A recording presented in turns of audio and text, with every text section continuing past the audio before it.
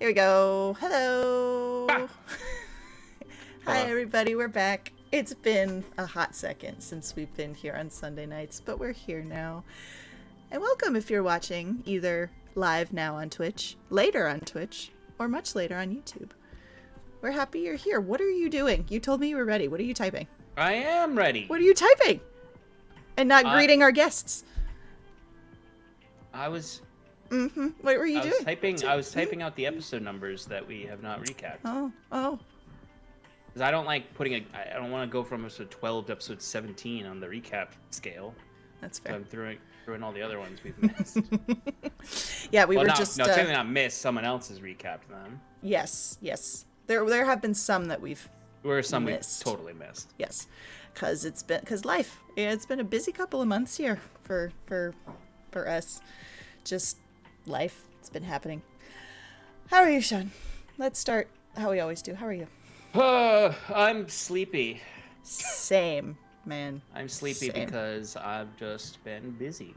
Hey, you worked like 2 straight weeks, didn't you, recently? Yes, and then I did have a break, but it was not a very comfortable break. Oh no. Why? I had an impacted ear. It was your ear, yeah. Yeah, It's still it was feeling very okay? uncomfortable. Oh, it's fine now because I got it flushed out. Nice. Which was awesome. I've never had that. have- I've never had that before. It's the best feeling in the world. It's super weird, but it's Yeah. it's amazing. Was it I satisfying? I would love to be able to just be like, all right, I just snap my fingers and my ear's clogged, and then just have someone do it. 'Cause it's just really satisfying to feel your ear completely cleared out. Unclogging, yeah. You can hear better. Yeah. I think I may have, truthfully, I may have had too much wax in that ear for years, What? with the amount of wax that came out. What? Do Do you use Q-tips?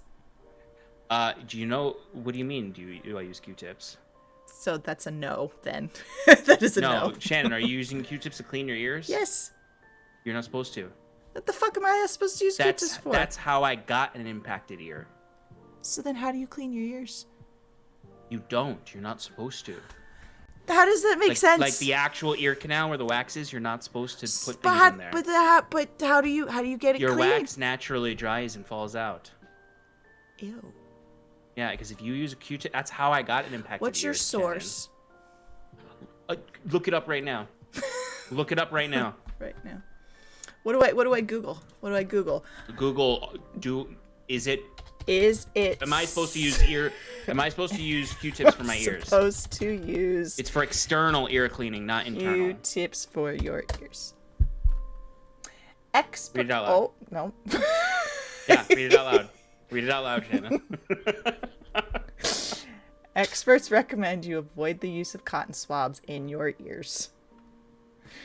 Because they're not actually made to clean ears. Yeah, no, they're very poorly designed. If that's the They're case, they're just people were one day had them and I'm gonna shove this in my ear, because they're for taking off makeup. They're for spreading certain things. They're for cleaning things that are just need a little tiny thing, but not good for little tight ears that have. I never wax felt in like them. the correct way to do it anyway, because that's exactly what I felt like it does. It just packs it all in there. It does, and that's why, because I for years was doing that, and so I just had a marble-sized ball of wax in my ear. Gross. So they actually make real tools to clean your ears that are more like hooks and scoopers. Yeah. But they're also really hard to use, and probably you're more likely It's to to actually puncture also your hurt eardrum. yourself. Yeah. Yeah. That's why I had one that I got with an earwax cleaning thing before I went to the doctor, and I was like, I'm gonna put this in my ear. I'm gonna hurt myself.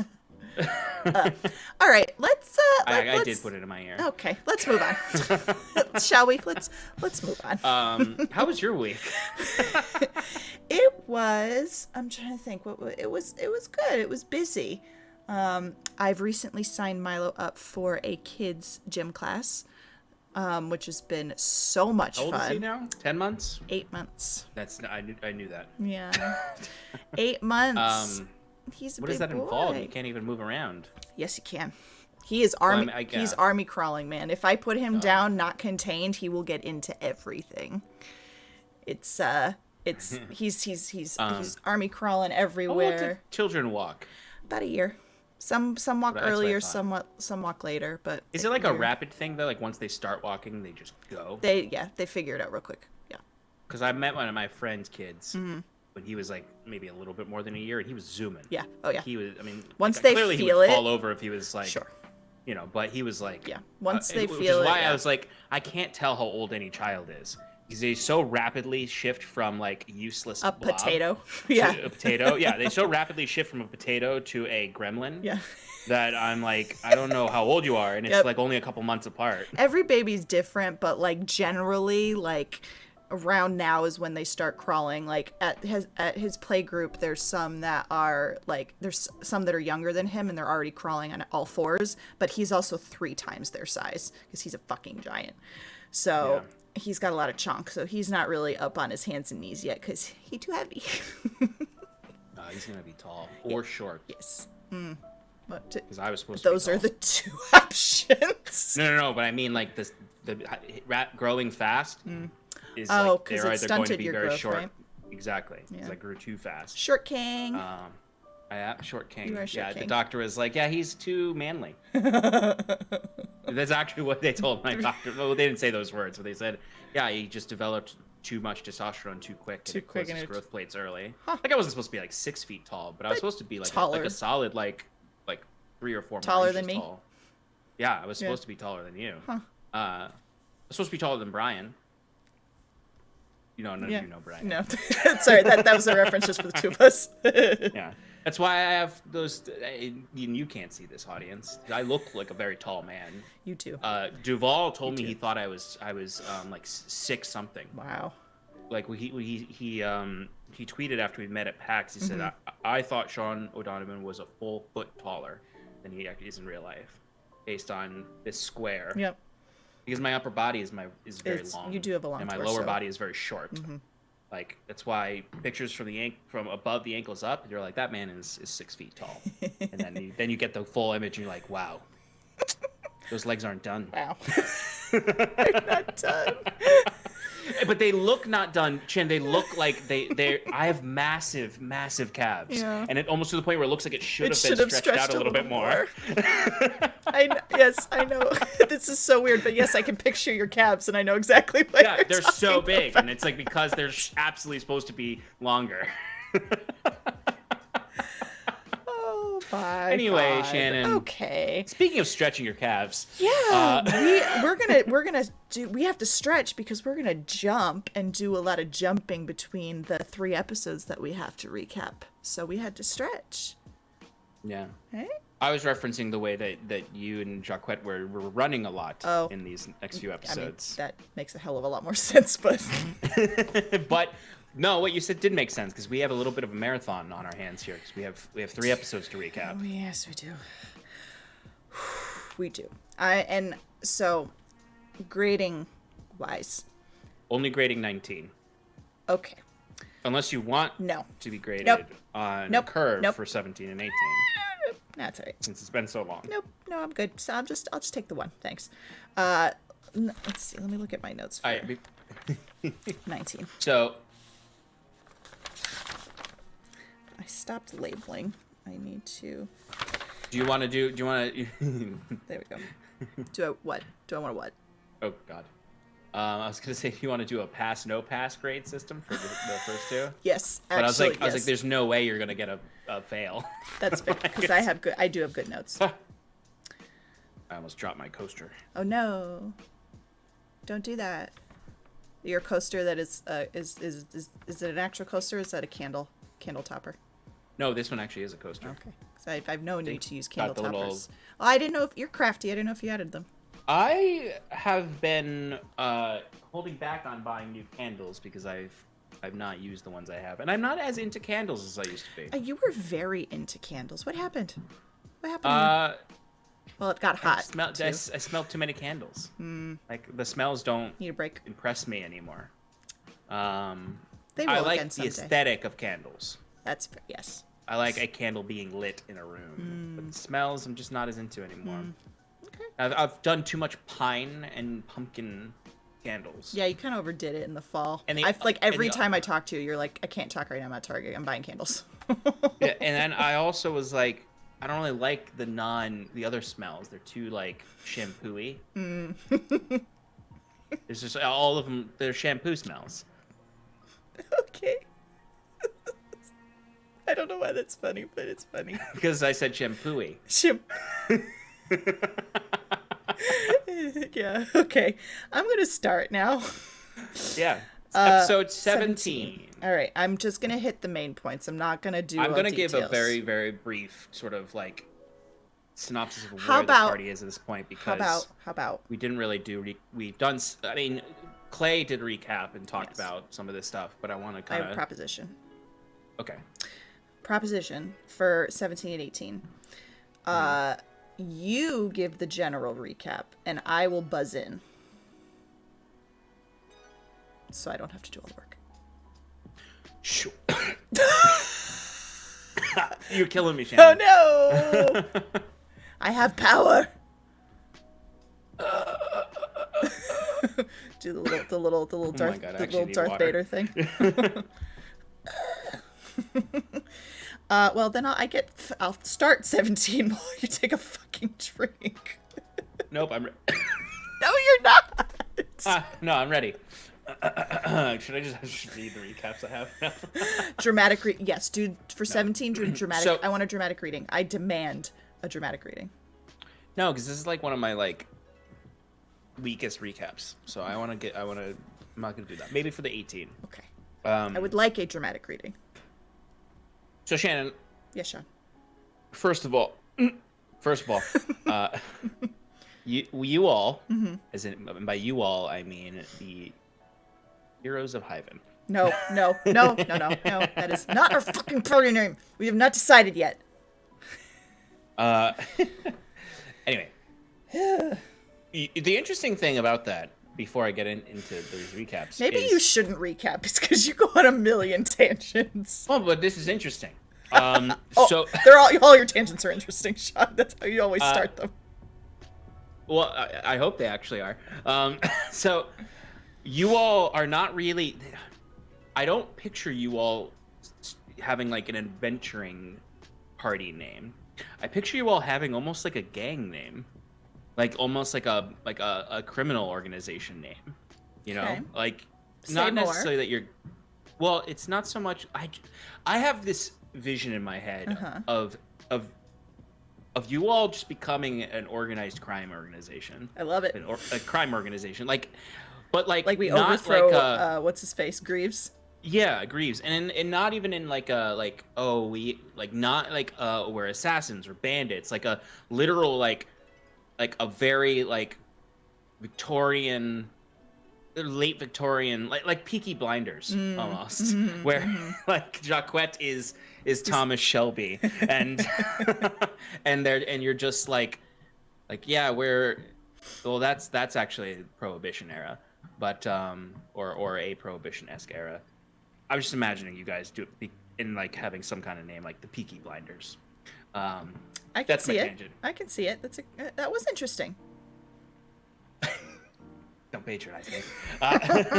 So these heroes are on a mission from Sigil, professional, the librarian from the University of Hyven, or the Hyven Academy, who is a curious guy with an illness that causes him to conceal his face and skin, like some kind of skin disorder, and who is very interested in elemental magic, very interested in the elemental balance in the Aldhalor archipelago, and you have proven yourselves as valuable, or somewhat valuable. You know, this job is really kind of your real proving ground.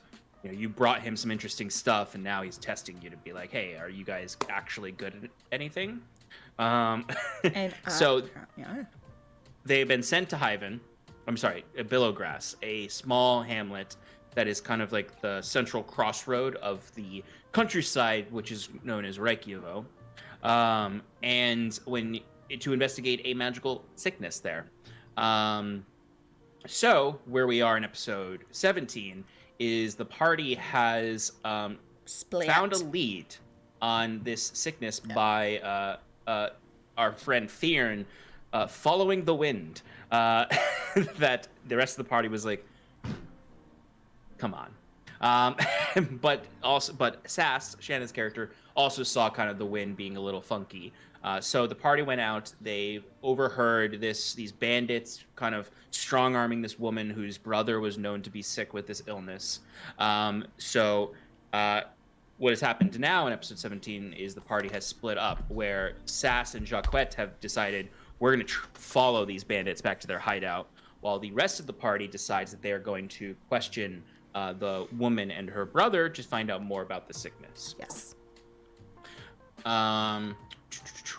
In the process of all of this, because I'm going to be quick because I know we got to get to 19, Sass and Jacquette follow these two and kind of lose track of them in this tall, billowing field. Goddamn grass. Billowing. This tall grass. Get it? I get it. I get it. In this sort of abandoned farmland. But they do pretty good. Well, they start off really good at tracking them. And then the rolls just started to really hit them hard. And Shannon, or should I say Sass, lost track of them in the field, though she was invisible still. Mm-hmm. Jacquette, though, noticed a farmhouse up at the other end of the grassland. So the two of you met back up, went to investigate the farmhouse, caught someone sneaking on you or spying on you because you saw the reflection of the sun in their spyglass. You decided to investigate that. The man kind of was, shall we say, luring you along, as you kind of was like popping his head out here and there so that you kept following him. Yep. Which led to Sass jumping into a big thicket to get him. Where the fuck are you going? And at that exact moment, Jacquette was ambushed by another a bandit who bonked him on the head. And then several more bandits came. Sass was able to injure the man who lured them there, but they were overwhelmed by bandits. In the process of these bandits overwhelming you, Sass killed one of them with her tentacle, which kind of froze the body and shattered it. And Jacquette at this time had pulled away from the other bandit and climbed a tree, and he jumped from that tree because that bandit was going after her. Sass stabbed her twice in the neck. Blah, blah. Not me. The bandit. Not Sass. The bandit. the bandit woman grabbed Sass and ran. As they ran back into the grass, being chased by what sounded like a little over a dozen bandits. But eventually, they did escape those bandits. Found themselves at a little pond where they started to freak out a little bit, we'll say. But while all that was happening, our other friends... The nerds plus Fearn. Nerds plus Fearn. Questioned Tora, where they learned that this disease was not really was more of a addiction than a like flu or magical cold. More of a magical addiction that came from a substance created. Yes, it was withdrawal symptoms from the substance created by seemingly the bandits and distributed. There are rumors that there was like some hill wizard or something. A lot of stuff that they were just kind of like, we don't really know what's going on up there. So they determined that this stuff is an addictive substance. They determined that it has an effect on elementals that agitates them, and makes them weakens and makes them violent, which may have something to do with the violent nature that people have when they're in withdrawal from this substance. But once they've discovered that, they go through a process to essentially figure out how they can cure this person. They find out that the person has a little wisp of elemental within them, and they go through this very janky makeshift plan to extract the elemental using some magic, some material Fearn had, and a emerald that Bruce had. And they were successful, as they banished this small elemental from the person into the gem. It was a very cool scene. Very cool. And the person seemed to, calm down. So yeah, and that's kind of what happened in that episode. That was excellent. I was following along. That's great. Very nice. Well done. So that was episode 17. 17. If you want to watch 18 spoiler free, step away now. Yep. Come back in 10 or so minutes, or if you're on YouTube, jump. Well, no, you're done on YouTube. But feel free to leave the video playing and walk away. Yep. Anyway, episode 18, we continue with basically what we just said. Yes, we continue. We start with Jacquette and Saskia at the pond where they had kind of collapsed for a rest. Sass is freaking the fuck out because this was the first person she's ever killed. She'd, battled creatures and stuff and, had killed that way, but she's never killed another human before, another humanoid. So she's having an existential crisis. Jacquette's like, has also killed a person, but is refusing to acknowledge that and denying, and be like, we gotta move. And they get into a bit of an argument, and basically it ends in saying, like, Saskia's like, fuck you, like, you're a heartless coward or whatever, and Jacquette's like, fine, I'm great, yes, I'm leaving, bye. And so he starts walking back up the road, and Sass is just lying in the mud. So then we switch back to the other group. They kind of debrief about what just happened, about the process that they did, and Septimus shares with the other two that they're, because he had detect magic up to see if there was a wisp still in Davin, which is what they thought that they were treating. They thought there was like the elemental in there was the thing that was making him sick. And they saw, and with the detect magic up, Septimus also saw an elemental wisp inside of Tora. So they kind of the three of them went back and forth. Do we tell her? Do we not tell her? They ultimately ended up deciding to tell her. But when they revealed that they had taken the wisp from Davin, she was like, what do you mean? That was given to him. That was like, he got that when he got his name. Like, what are you doing? And like, no, I want to keep mine. And Davin's like, I don't fucking believe in all of that. During, like, after they do that, Bruce checks in with Jacquette via the sending stone, that they had given, that he had, crafted and, artificed prior to the group splitting. And Jacquette is basically starts rambling and is just like, okay, we can't believe this happened, and oh my goodness, and he just kind of keeps going and doesn't realize that there is a limit to that. So he's just walking up the road talking to the stone, but Bruce is able to surmise that, or he surmises that Jacquette and Sass are together and on their way back. Surmised incorrectly. Half incorrect, because Jacquette was on his way back, because he was rambling into this rock, and Sass is lost in the grass again, because she eventually, about like that's right, 10 or so minutes, after Jacquette left, she got up and like just basically like left everything that made her look like a pirate just like in the mud, and just started walking back. Like, headscarf's gone, eye patch is gone, corset's gone, billowy shirt's gone. She's in tank top and pants and boots, and just everything that's in the art is gone. Yes. Except her amulet. She still has her amulet. Except her amulet. Yeah. So while the nerds plus Fionn are at this farmhouse, Sal, who is Septimus's automaton, had been keeping watch for them, and he spots a man at the end of the road leading to the farm, and alerts them that they're there. Fionn goes outside and being like, who the hell are you? And the man doesn't say anything, and Fionn is basically like, show yourself. And the man kind of like smirks and walks away, and Fionn's like, yeah, that's fucking right, you walk away. Let's see. While that's happening, Septimus had been Septimus and Bruce, like, were both kind of like trying to discover more information about like what was going on with the sickness. They looked at the food in the kitchen and in the garbage. They tried to see if there was like anything around that might have been, you know, infecting the water or anything like that. And all they could find was the residual like dust and stuff from the medicine that Tora had made, the quote medicine that she had made for Gavin. She gathered all that up too in a bag and gave it to dispose of. Well, really just set on fire outside. Yeah. So they ultimately decide after the man leaves, they're like, we're gonna wait for the other two to get back and then we'll move forward. Then we smash cut to Jacquette, who's still rambling into this rock, and he comes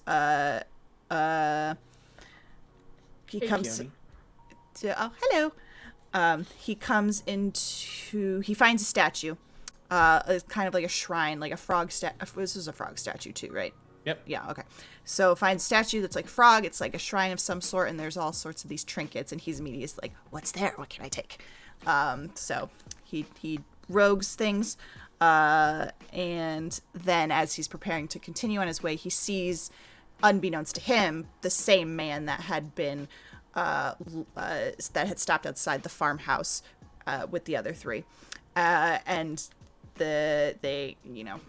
Jacquette's just like, all right, just another guy. Hello, how are you? I'm just traveling. Let's see. Some pleasantries are exchanged, but it comes out that this guy is a bounty hunter and has been hired by the bandits or somebody that the bandits are working for to capture the adventurers that had shown up, whoever he can get. So Jacquette just happened to be the unlucky one. So the the bounty hunter pulls a crossbow on Jacquette. Jacquette pulls his crossbow. We have a shootout. Unfortunately, let's see. Jacquette fired first, non-lethal. He succeeds in getting up to him with a dagger to his throat, but the man shoots him. There's a little bit of combat. Jacquette ultimately loses and is captured by this bounty hunter. Meanwhile, Sass is wandering through the grass and just fucking lost again, getting more pissed off by the second. But she's like just walking in kind of like that 1,000-yard stare, still like, I fucking killed somebody. And she comes to another frog statue shrine situation and has a hallucination there, whether it's the heat, whether it's the existential dread, whether it's her patron, we don't know.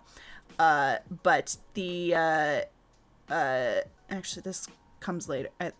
This comes later, but I'm going to do it now because I'll smash cut to the other people.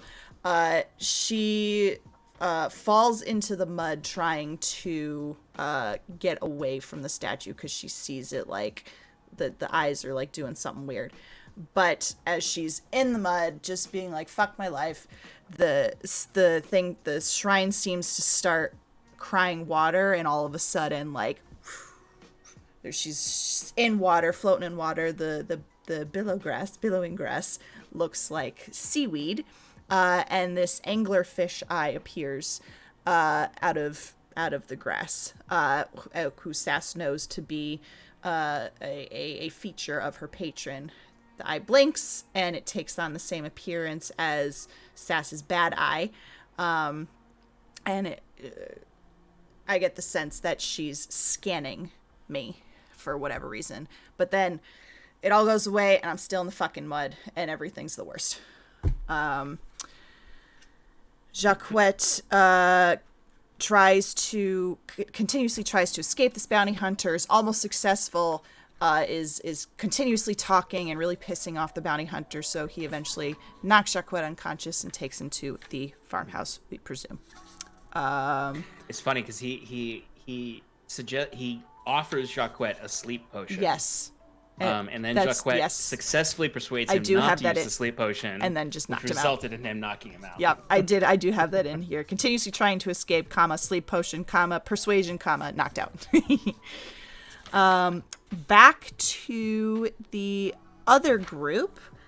They talked to them about the men that had been the previous night, the men that had been there at the farmhouse that were kind of threatening her. I don't think. So I have written down hired farmhands gave Davin the drug, but I don't think those were the two men that were in the No, there was a building. single farmhand Okay. that got Davin into the drug. Got it. And Davin developed an addiction to this and is currently, well, the extracting the elemental definitely seemed to relieve some of the sickness, but he is still suffering effects of withdrawal from not having this drug, right? Yeah. The removing the elemental removed the lethality of his current withdrawal. Right, because it's an elemental agitator. Yeah. Yeah. Exactly. So, like he, the elemental essentially was trying to destroy him from the inside out. Mm-hmm. Oh, remember? I fucking knew it. So remember last session when you described a half orc with markings and small tusks? I'm like, I've heard that description before. It's because it's right here. This guy's name's Theo. Oh yeah, Theo. Yeah. That's why it sounded familiar. I just saw it in my notes. Because that's the farmhand. Yes, that's the farmhand that gave Davin his first dose. Davin also tells basically tells them about the farmhouse, right? The place in the forest. Fionn convinces them, Fionn, and with the help of Septimus and Bruce, gently convinces them to leave the farmhouse for a little bit just to stay safe while the party sorts this out. Davin also talked about a face in the forest. He had dreams. Say again? He was having dreams. Dreams of a face in the forest. And I have written down in the margin here, lightning face. Yeah, his illusion, because Fionn had him draw it. Draw a symbol, yes. And it's two eyes. They're really roughly drawn, but somewhat diamond-shaped with sort of jagged lines. And sort of like almost like clouds from up, like almost like the symbol for wind, like sort of a child drawing wind for a mustache, and then just a simple mouth, sort of like this. Yeah. These were the drawings he would have made. Got it. And saying that he was forsaken, he'd profaned the elements. I have that written down. I profaned the spirits. So after they're talking, Sass meets up with the other group, goes off into random talk, isn't making a ton of sense. They're like, where the fuck is Jacques? And she's like, I don't fucking know. He left me. And I killed a person. Also, how did you all get your names? Because she is now obsessing over that because ever since being here and the talk of names have happening, just, like she got the feeling that her name has no meaning and is empty and it's hollow, and she's fixating on that. Septimus then tells... It's also where we learned that you gave yourself that name. Correct. Yes. That is the name that I gave myself. I don't know if I talked about when I did on stream or if you mentioned on stream. You just said it. You were saying it to Fionn, I think. Yeah. It's like I picked it. And you were saying that's the name I chose. Just liked it. I just liked it. Yeah, I just liked it. Yeah. I remember saying that. So Septimus is basically like, oh my god, we need to go. Let's go. Let's fucking go. Just come on, move it. And so we go back up the road. Sass kind of sort of leading them, but like not walking in a straight line and still rambling. Just rambling. And they get to that same shrine where Jacques had the combat with the bounty hunter. Septimus has Sal scan the area for crossbow bolts, and they find the bolts, Jacques' bolts, and they determine that there was a struggle, and they piece together that Jacques has been taken. So now they need to... He's been taken. Yep. So they decide to take a short rest at the shrine, because somebody is a warlock and needs a short rest for her spell slots back. And the others work. Bruce looks for a dead bird, but can't find one, so he ends up reconstructing what he thinks actually looks for a live bird first. Did he? Oh, I missed that. And finds a dead bird. Got it. He reconstructs a bird skeleton, what he thinks is a bird skeleton, and takes some bird bones. We don't know for what purpose, but he does that. Yeah, because Bruce generally can't really see birds. Yeah. Because they're flying, and his best way of seeing things is through his tremor sense. So he basically has never really seen a bird fully. This is such a cool mechanic you guys are playing. That's really, really cool. Yeah, I guess any birds he would see would just be kind of like quick like blurs, because he can see, it's just really bad vision. Like he can't really see past his hand to his face. Everything is very blurry. Got it. So while he's doing that, Septimus examines the gem that contains the elemental now. He's kind of studying and guessing, making educated guesses about how he might release the elemental and break it. And all it needs is a crack to get it started, and the force of the elemental will do the rest of the work. Fionn prays to the spirits, the elemental spirits, and asks for guidance. And yeah, frustratingly quiet. Yep. And that's where we end session 18. That is correct. Yep. All right, Shannon. All right, Sean. What? Time for the real recap. All right, the real recap. 45 minutes in. Yeah, right. I do not have a ton of notes for this because I was very active in this session, so I didn't write down a ton. That's true. You were very active. But what grade do you think you're gonna get? Let me just scan my notes real quick. Yeah, scan your notes real quick. Vamp for a second. So yeah. Sorry, I got distracted. Yeah. Oh no! Why did I touch that? Anyway. So, yes, the party is in quite the predicament. For all of the, for me saying that this is a journey for you all to prove yourselves, I guess you have been successful in some of it.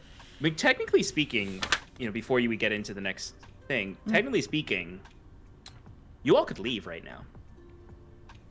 Leave Billowgrass? You could leave Billowgrass. We could. You discovered what was the cause. Oh, that's the only thing the minimum you needed to get. We've been discussing it in our non-DM chat. I figured. Yep. I figured. But like, yes, we could. I mean, we checked all the boxes. Funny enough, y'all could have left Jaquette also. Like, if That's it's like, true. if like you really were like, this guy's kind of been a dick to us. That's true. Could have left him. You guys could have been like, I know that's not how D&D usually works, but it was not funny. A non-option. I am surprised that wasn't discussed by anyone. Like sort of like the thought didn't enter any. Well, the thought may have, but it wasn't like no one about. like suggested like, well, do we need to rescue? Maybe. Yeah. All right, I'm ready. I think I'm gonna give myself an A-. Because I have the majority of the session. I feel like there might be, since I was listening so intensely to the very important conversation that was happening amongst the baddies, I feel like there might have been a piece of information I forgot to write down. Possible. So you're accounting for minimal error due to just like you being too involved in the role play itself to write notes. Correct. Yes. Love it. Yes. Let's hear it, Shannon. All right. So we begin session 19 with Bruce and Septimus discussing Septimus's research and educated guesses about the elemental in the gem, the emerald, and they surmise that it is a fledgling elemental. It is not a full elemental. Then we go right into a recap of the plan, the rescue plan. How are we going to approach? What are we going to do? And it is a fucking solid plan. Like, I was very, very impressed. And Mike, as Septimus, did an excellent job, like recapping it for all of us and making sure we were all in the same place. It was excellent. My God, when because I think someone had mentioned it briefly at the end of last session. Yeah. The session before this one, and I remember my eyebrow went up, and I was like, Using that's an interesting plan. Yeah, yeah. Do you want I to remember that. explain the plan? I that do. He, Yes, he I do. tells y'all. So the plan, Fionn and Saskia are going to stealth up to the farmhouse in this tall grass. Now, there's tall grass up to a point towards the farmhouse, and then it's like cut in half, and somebody could be seen approaching out of the tall grass. So, Fionn and Sass were going to stealth to the edge of that tall grass together. Saskia is going to cast invisibility on herself and go the rest of the way alone into the old, decrepit, really run-down farmhouse. And she's going to look for Jacquette, and she's going to plant the device that they had taken from Sindel Ferrix, a professor at the Hyven Academy way back when we were dealing with Captain Hastings. And this device seems to be a device of ever-flowing water. Meaning if you plant it, you push the button, it has a timer. And it's an aggressive ever-flowing water. Yes. Because like an ever-flowing water carafe, which is the real item, like is so slow. Yeah. Like it would never do this. Right. But this was essentially This is a rehashed artificed. one, which seemed to be, when you first talked to her, designed to sink ships. Yes, because she was working for Hastings, and Hastings basically ordered this device from her, saying, make it for me because I need to sink a ship. So she's going to sneak in, look for Jacquette, get him out, and plant this device to halt this operation, and also try and figure out as much information as she could, to listen, figure out what the fuck's going on.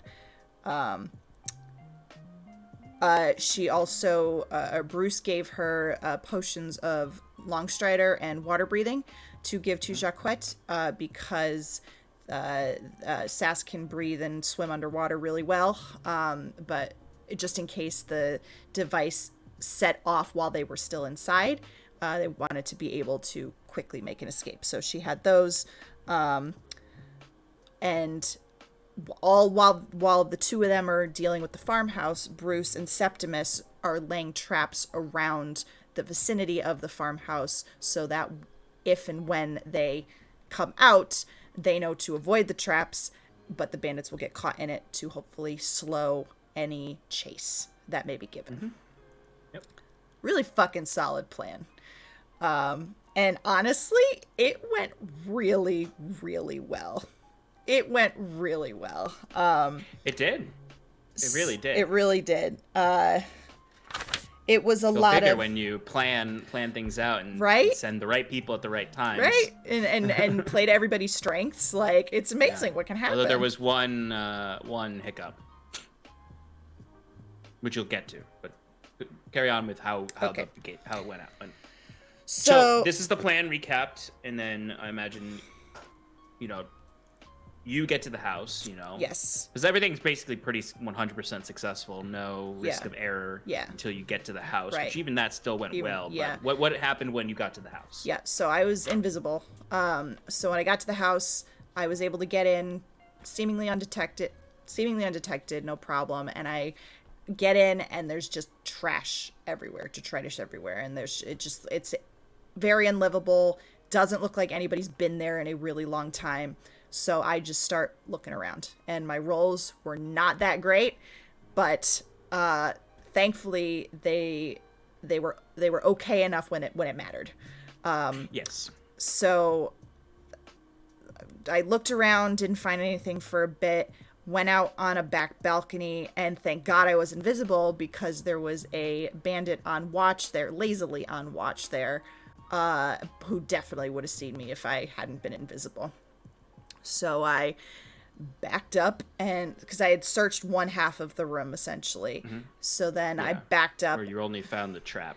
Yes, that's right, the trap. Thank God my perception was high enough. Otherwise, I would have set it off and been shot in the face. It was so funny though, because this was not.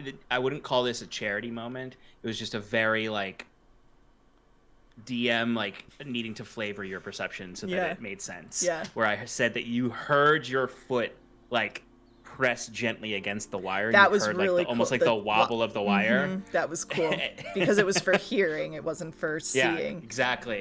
And I was like, okay, how do we play this? Because you rolled like a 23 or something. Yeah, something like it was over 20. Yeah. Yeah, and I was like, okay, let's even though it was for hearing, let's give you a way to avoid shooting yourself in the face. Yeah, that was very, very cool. I appreciate that. You're very good at flavoring rolls that way. Yeah.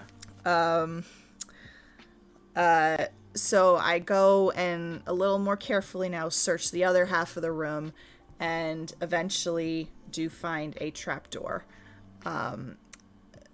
So successfully, quietly get into that trapdoor. Yep. I loved your I'm going to squeeze lemon juice on the hinges and hope that it helps. I forgot I did that, yeah. Which I love because I one of those moments as a DM where you have to Google something just to make sure that your call is correct. And I was like, I don't think this is right. This will work, but let me just look it up. Yeah, I didn't and think the funny it would thing work is given enough time, lemon juice can clean up rust on a hinge, which would like ultimately over like much more time than a couple seconds help the situation. But it was one of those things where like Sass is like, this is the only thing I got right now. I'm gonna squeeze some fucking lemons on here. I also just love the idea that Sass, like on her belt, I imagine, just has like this net of lemons from that time. From Fairhaven. Yeah, that's exactly what it is. These lemons definitely have not gone bad. Definitely not. Nope. Squeezing rotten lemon juice on the hinges. Yep.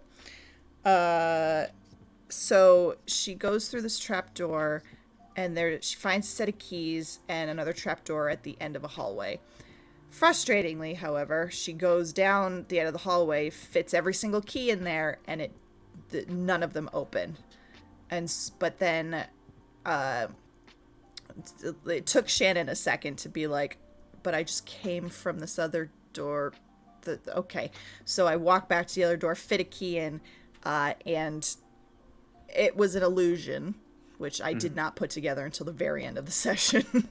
But the key fit into the lock of that trapdoor, and below is where Jacquette was. He was chained to a wall and seemingly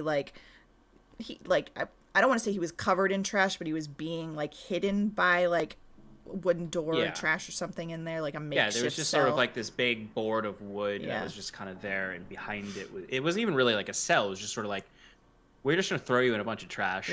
That's slightly hidden, so like if you're unconscious, someone wouldn't necessarily think to look in there. Right. So he starts to work on. He's got his thieves' tools. So he starts to work on the chains. His rolls aren't great, so it takes him a while. And he hears and sees that there's this shadow creature hanging out by the trapdoor that he can see. But he hears the door open, or the trapdoor lock open. But I think the shadow thing wasn't at the door when I opened it. I don't think. You were able to basically just sort of like drop down. Yeah. And your stealth was high enough that it beat the passive. shadow. Yeah. And it zoomed past you into that room as soon as you opened the door. Because you were invisible, it missed you and went in there, and then you crawled down. Okay. Let's see. All right, so this is where my notes kind of go shitty because I was playing. But from memory, Sass drops down. She is still invisible. Actually, there was a moment. Hang on. There was a moment that I did something that made me visible. Yes. I'm trying to remember what it was. Oh, what the fuck was it?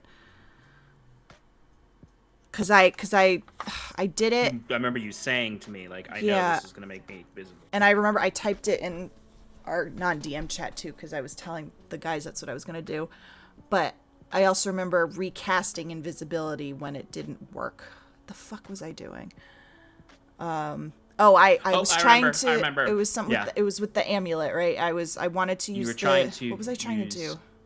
You were trying to use so this was actually Ah, before it was because that's what I yeah. was doing. I was trying to use prestidigitation to create a lockpick. Yes, to open the trapdoor because the keys didn't work. Yes, so that was before I was able to drop down. Thankfully, there was nobody around. Yeah, and per the rules of that, Yeah. you were able to make one half of a lockpick, Right. which is basically useless. Useless. Yeah. I thought it was a clever idea, and then it didn't work. So it is a clever idea. I was trying to be creative. Yeah, it's a clever idea that's not viable for a cantrip like that. Yeah, yeah, and the only reason why I wouldn't allow that is because it's an artificer skill set to do that. Right. With like an actual skill of theirs. Yeah. So it would be unfair to allow a general cantrip. That's fair. To do something that a whole class specializes in.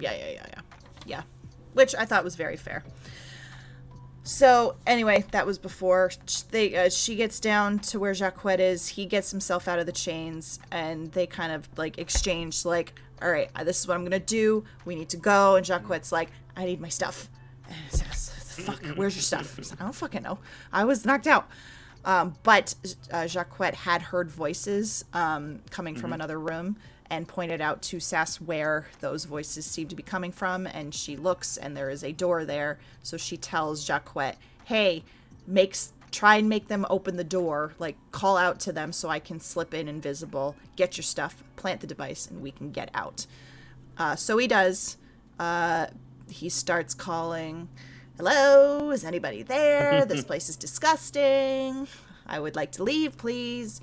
And the bounty hunter who had captured him leaves the conversation, opens the door. Sass slips in successfully, and the door closes. And the bandit goes and is talking to Jacquet.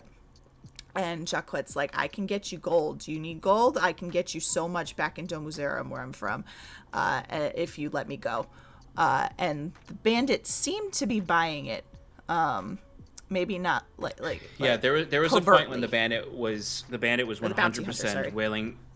Yeah, same difference. The bounty hunter was 100% willing to discuss that with Jacquet, but Jacquet was not interested in actually doing that. He was just interested in keeping the bandit out here long enough for you to get his stuff. Yes. So then when he could go in. Yes. When he went back in, it would be enough time for you to slip back out. Yes. Which was very smart on his part. So I go in, I successfully find his stuff, and I get it. Rolls were actually in my favor. I'm pretty stealthy, pretty sneaky. But while I'm in there, I also eavesdrop on a conversation that is taking place between this half-orc Theo, who I just put together now, a dragonborn named Dalen, Barnaby, who was the bandit on the road.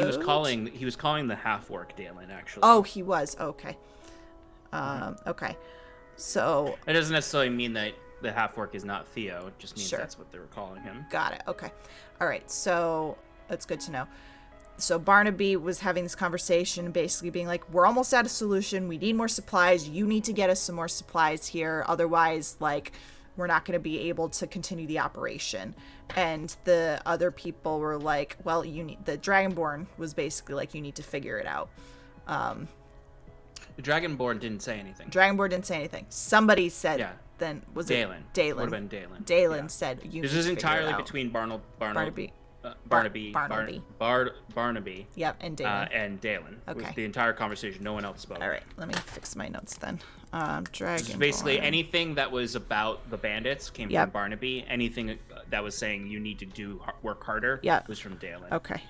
The Dragonborn the entire time was like expressing a lot and being. This is probably where maybe that confusion came in, as I mentioned the Dragonborn a lot. Yeah. But really entirely from a perspective of like they grunt or they look concerned about that response. The Dragonborn almost seemed like Barnaby's like left-hand man or was like his biggest muscle that stayed with him. Okay. That kind of thing. Okay. So Dragonborn wasn't with Dalen. No. The dragon was Jumbo on the other side of the table. Got it. Okay, so that was my bad. I may have not explained that well enough because it was that way on the battle map, so I just didn't explain it. I think I just showed the battle map and didn't properly. I also was scribbling furiously trying to make sure I got everything. Yeah. So what I did write is that bandits need solution. Yes, bandits are working with an employer to provide a solution to subjects in Billowgrass who are the citizens of Billowgrass. So it's essentially there's an experiment happening here. And Barnaby's basically like, if you want this to continue, you need to give us more solution. Otherwise, we're done here.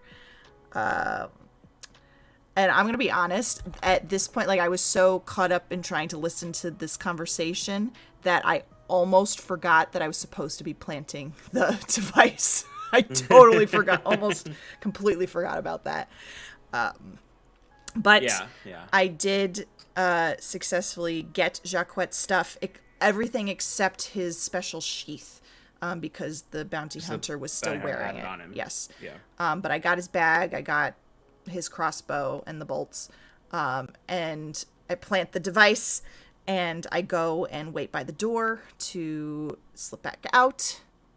There's one other feature of the discussion between Dalen. Yeah, I knew I missed something. And Barnaby that you missed. Yep. So, one, like Barnaby was at one point was demanding to talk directly to the employer. Mm-hmm. He was getting really prissy about it and was saying like, I must, why do I have to talk to you? Why do I have to talk to you? Kind of thing. Do I have to deserve the respect of your employer? Yep. In the entire time he was saying this because he was saying like, we need protection.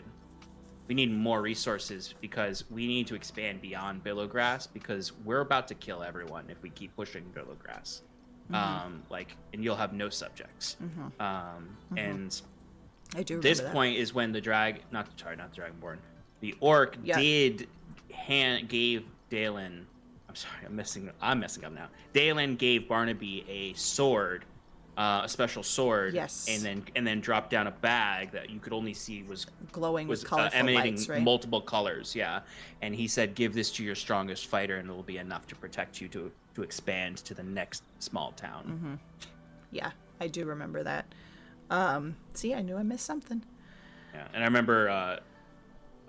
Fionn really wanted, Clayton really wanted that yes, sword. Yes, he did. I remember that too. So, the door does eventually open, so that I can slip back through, get to Jacquette as they basically swap spots, so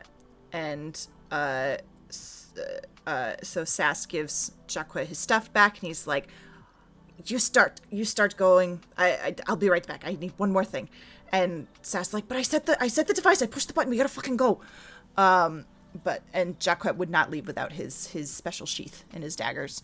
So he basically, as the bounty hunter was closing the door, he basically yanked it back open, successfully sleight of handed the sheath off, and was like, "Peace out, bitches," and we took off. And didn't he say like that's why you don't fuck with Jacquette? And he says Jacquette, not LaRue. He did, because I asked him to clarify. Yes, you did. I have written down a Zorro J. Jacquette uses his sword, and I don't remember on who or what. Before that, the shadow chases you. Yes, but pew pew. You and Jacquette are chased by the shadow, but you were invisible though, so it didn't matter. Yes. But Jacquette was getting chased by the shadow, right. And thankfully he, as a tabaxi, is fast enough to outpace it. Mm-hmm. As long as he didn't attack, you end up killing it, right. Destroying it with my Eldritch Blast, and I'm now invisible. And then that guard up at the top comes out, and Jacquette does the Zorro J and knocks him unconscious. He doesn't lethally kill him. Yes. At the top of the bandit that I accidentally came upon and almost fucked the whole thing. Exactly. Yes, at the top. So we scrambled back up the trapdoor. The illusion had been broken, so it was easy to get back up and out. Fionn, basically, he heard the commotion, and he ran up as the other two were running out. and it ended with this really great, like, Septimus is basically like looking out and keeping an eye, and he sees who does he see first? I think he sees Jacquette first because he's got the feline agility. Well, he sees like the tops of your heads. Yeah. Because he's on the back of Sal. And then as soon as he sees the back tops of, like, he really sees Theron first. Yeah. And then but what really first notices, he hears the bandits start coming out. Yep. And chasing you guys. And then when he gets off of Sal's, when he sees Jacquette first, because Jacquette just books it straight out. Right. Which is also why he triggers the trap, the tripwire that the crossbow trap was, and thankfully it just misses him. Yes. And it's like right as he goes to say, "Hey, Theron," and the bolt goes between them. That's right. And then the lot of you just go running. Yep. And thankfully had enough of a head start to outpace them, and then you all met up and started to all flee together. Yep. The last thing I have here is that Bruce replicates and replaces the gems in the eyes of the frog statue. He steals because there's quartz in the eyes of the. Because we didn't mention that earlier. The pathway that leads to the grass is marked by a very, very overgrown frog shrine that has quartz in its eyes that might reflect light that allows the bandits to. The bandits have a very like janky but sophisticated means of keeping their hideout hidden. And knowing like the signs to look for so that they don't get lost when they're using a lot of mirrors and reflections to make sure that they know each other, can see each other. That's a really cool detail. Well, the entire time I was coming up with this bandits, I was like, I do not want them to be super powerful bandits. I just want them to be very clever. Very clever, and I think you nailed that right on the head. Yeah, and they may have like one magic user who could do very minor things, who created that illusion doorway. The doorway, but like can't really do much else beyond minor illusions, like illusory magic. And the only thing you missed about the end was the eventual concussive when the that's like the whole plan. When the contraption went off, flooding the bandit hideout. Yes, we did it, and we just ended with us all hauling ass back to town. Yeah, and I think you saw like the trap door like flew up in the air. Yeah. Because it was like a little geyser that shot out. A small geyser, not massive, but a small geyser shot out. Yep. So yeah, we did it. That was what grade do you think section. you got off of that recap? I think I'm sticking with the A-. I'm gonna stick with the A-. Yeah. I will stick with the A- as well. I was teetering between B+ and A-, but I think you gave enough of the most important. You were on top of everything that was most important. Much appreciated, so I'll sir. stick with that A- as well. I appreciate it.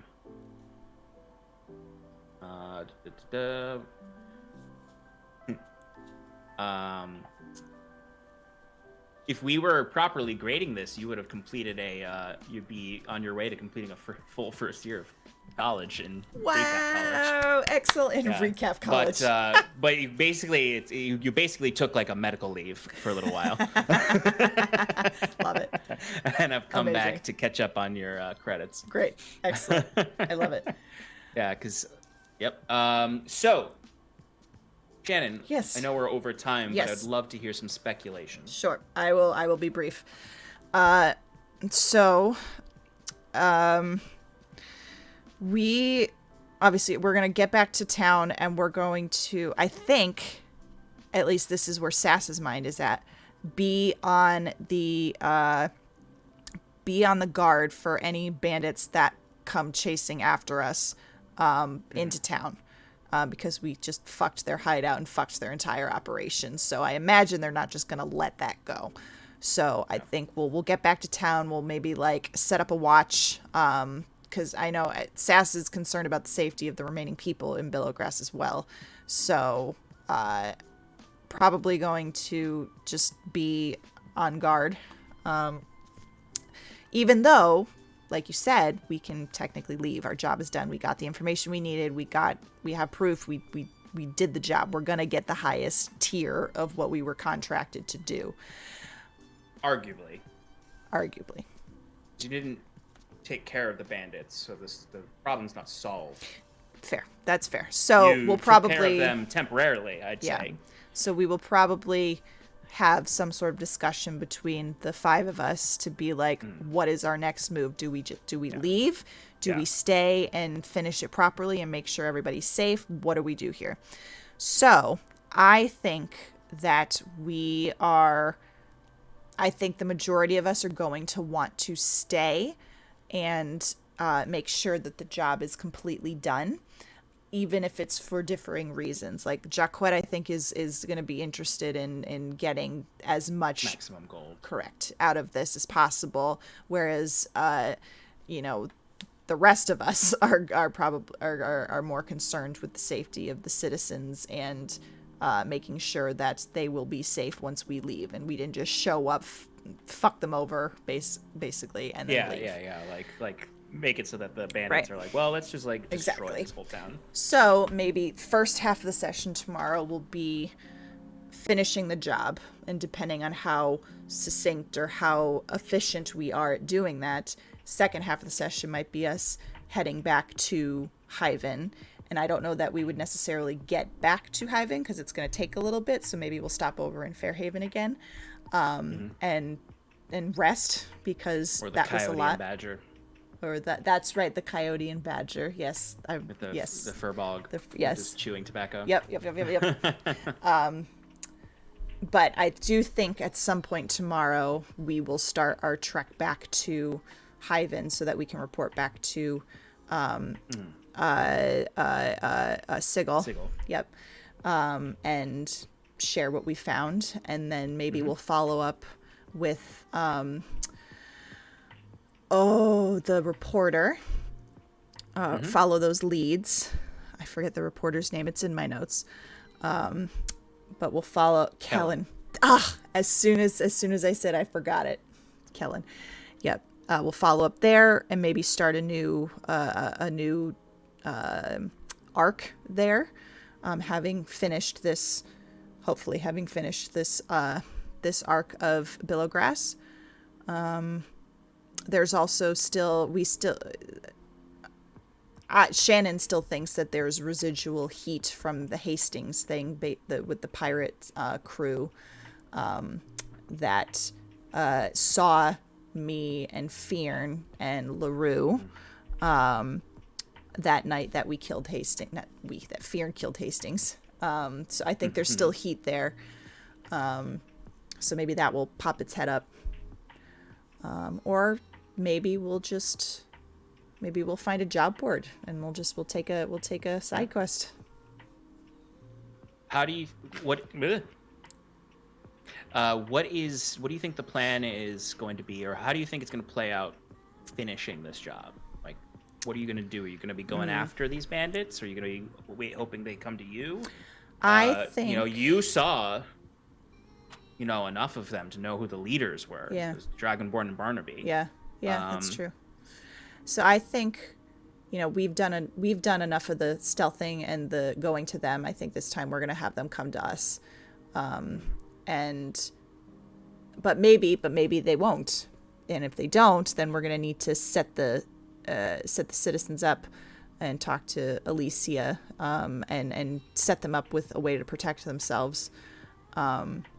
So that'll be something that I think we'll need to discuss in character and figure, because Saskia is not going to want to leave without making sure that either they themselves finish the job so they know it's done, or that they put enough safety measures in place so that they feel comfortable leaving. Yes. Another part of this is, I guess you could try luring them there too. True. We do got some great trapsters, so maybe we can craft some sort of lure. Yeah. Last speculation from that I want to ask you about. Who the hell's Dalen? Who the hell is Dalen? And who's his employer? Yeah, I was thinking about that. I was wondering who his employer was. My first instinct. That you inherently should have not that there was like a bunch of clues. No. But what do you think? My first as someone instinct. who knows that, because that's the thing I love about this campaign is you all kind of a bunch of characters now. It's Yeah. not like you're like waiting for like the characters to populate and then be like, that's them. You're like, I know people in Ivan that could be behind this. So I have two theories. Mm-hmm. The first theory is that it's Mr. Greaves, and that he's expanding outside of Hyven, trying to make gold elsewhere. My second theory, and it's a little far-fetched, is that it's actually Sigil himself. And that, Really? yes, that he is trying to test the experiments against the strength and power of adventurers to see where the leaks are, essentially. And that Sigil is two-faced. That is something that is on in the back of my head. So Sigil would be, in this theory, would be experimenting on the countryside to say again what you think he's trying to accomplish through it. I didn't say that originally. I think because he's interested in the elements, right? Yeah. So he's studying, or he's a librarian, but he has an interest in the elements. So he might be experimenting in the countryside on the effects of elements and elemental forces on humanoids. I see. So it's really just part of his study of the elements and their effects on the archipelago. But sending adventurers, or sending us to look for. Yeah, I guess that's the real question there is why would he send you? Yeah. I mean, my first thought is like to look for weaknesses in his operations and finding out where to allocate his resources, essentially. I see. And I don't have a second reason. I mean, that's the thing, for either of these, Greaves and him, like, you don't really know enough about both of them to have, like, to fully flesh out your suspicion, but I don't think it's wrong to suspect either of them.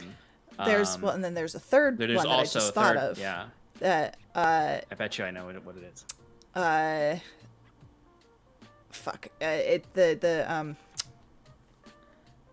The cult, the Machina's Whisper.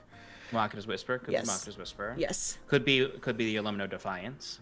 Yes. Could be the. It could be any of the factions, truthfully. Yes, it could be. It could be the Aradunai. They could Yeah. be like, I know it's an elemental agitator, but they could be like, I don't know, like trying to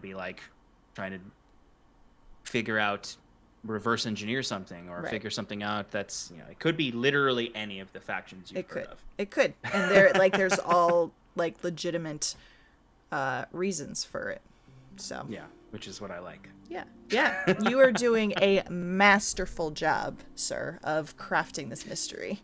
And I know it's no easy. I was gonna say it's no easy task. So much harder than just doing a game where it's like, evil rock god gonna destroy the world because he hates his father. Yeah. Amazing. But I do appreciate that you are taking the time to craft this for us, because in our session 0 discussions, this is something that we said we would like to see more of, which is mysteries.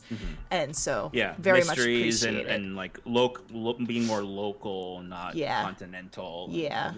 That's been my favorite part of this campaign. Just really fleshing it out. Is just being able to actually come back to NPCs that because you guys came back to NPCs in campaign 1, but it was like fleetingly. It wasn't 50 sessions later, and it was for 2 seconds. Right. Because Curon messaged them. Right. Sent a sending spell. Right. Here, it wasn't like actually interacting with them. You've got here you've got Orin, you've got Sigil, you've got all these people, that you can talk to, develop relationships with, like anything. Yeah. Hell, you could fall in love with one of them. And that is always on the table. Right? Oh, big burly Orin. Someone falls in love with Orin. It's gonna be Bruce. Bruce and Orin. Amazing. Yeah, Oh, God. so this could go any number of directions, and I'm very excited to start pulling those threads tomorrow. You could hire these people to do things. You could pay them for stuff. You could say, hey, here's 50 silver if you hear anything through the bar. That's Tell true. us. Or it's like, if you're like, all right, we're going to start selling illegal booze through Orin's bar or something, if you want to really become criminals. Which I think some of us do, but that's a story for a different time. Alrighty. I think that'll do. That'll do. Thank you for those who joined us in the return of the Power Appreciate Hour. it. Yes. We're hoping to keep this going. Yes. Regularly, not have such long breaks. Yes. Yeah. All of the above. Oh, I'm the one ending stream, but you need to raid because I need to raid. Yes, you Hold do. your horses. Don't end the stream. I'm not going to because I know you need to raid first, Sean. We're gonna raid Zilzadi. Woo! Oh God! Thank you, friends, for joining us. Stop breaking things, Sean. Thank you, everybody, for joining us this evening for the Power Hour. It was so lovely to see some of you in chat. I read it wrong. Oh my God. We hope you will join us again tomorrow at 6:30 p.m. Eastern. Oh, there you go. 6:30 p.m. Eastern, where we continue this story. And are you going to stream on Wednesday? It's like every week right now. Currently, it's a 50-50. All right. Maybe you'll see us on Wednesday. I'm hoping to. I am very much hoping to. I do miss the relaxing in my life. I also mix it. You mix it. I mix it. So maybe not. Either way, we'll see you back here Sunday for another Sean and Shannon Power Hour. Have a lovely evening or time zone wherever you are, friends. Thanks for watching. Bye.